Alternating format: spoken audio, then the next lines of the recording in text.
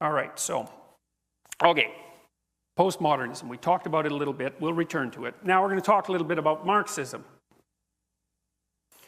I've got a quote here from Marx. The proletarians have nothing to lose but their chains.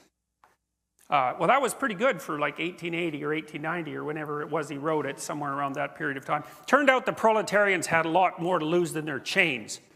They had their lives and their families to lose. And that was demonstrated amply as a consequence of the, what would you call it, the sociological movements that were put into place when the Marxist presuppositions began to govern societies like the Soviet Union. So, all right, so let's take the same postmodernist approach.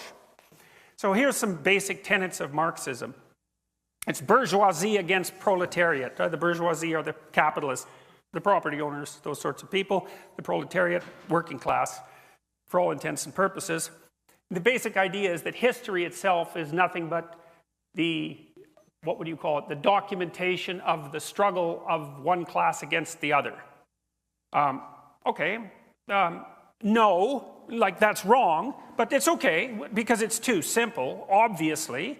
It's obviously too simple. There's all sorts of motivations that people have. Some of them are economic, some of them are associated with power.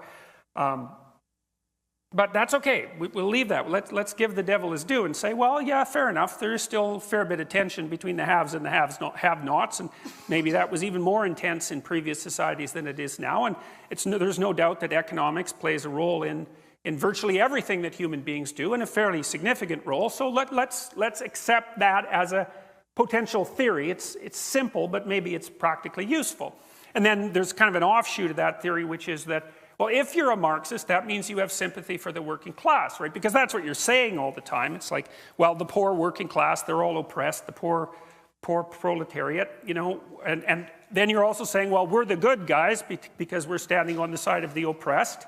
And so then you might also ask what you're marginalizing when you claim that you're the good guys, because one of the things that you would be marginalizing is all of the ways in which you're not the good guys, but we can leave that aside for a moment too. So, but there's the claims, is that, you know, there's the working class against the ruling class. Another claim is the ruling class because they exploit the working class, basically stealing their excess labor from them. Another very, very, surfacely attractive claim that lacks any reasonable justification, you know, because it's predicated on the idea of the world as a zero-sum game, and clearly the world is not a zero-sum game. So when someone creates wealth, when someone is wealthy, it can be, at least at times, because they created it, not because they swiped it from someone else. I think, you know, you can think of someone like Bill Gates or Steve Jobs as a good example of that. You know, what they produced had a value that far exceeded what they garnered as a consequence of their production, even though what they garnered was very substantial. So anyways, but we'll get, like I said, we're going to give the devil his due. Okay, it's the bourgeoisie against the proletariat. We'll accept that. It's class warfare as the primary historical mover. No problem. Now, but here's one I'm not willing to give away so easily.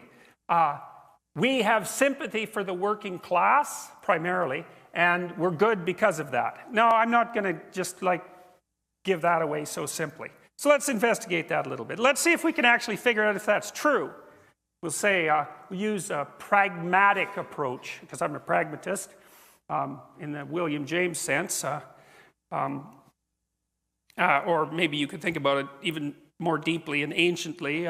There's a statement in the New Testament, I think it's, by their fruits you shall know them. Fine.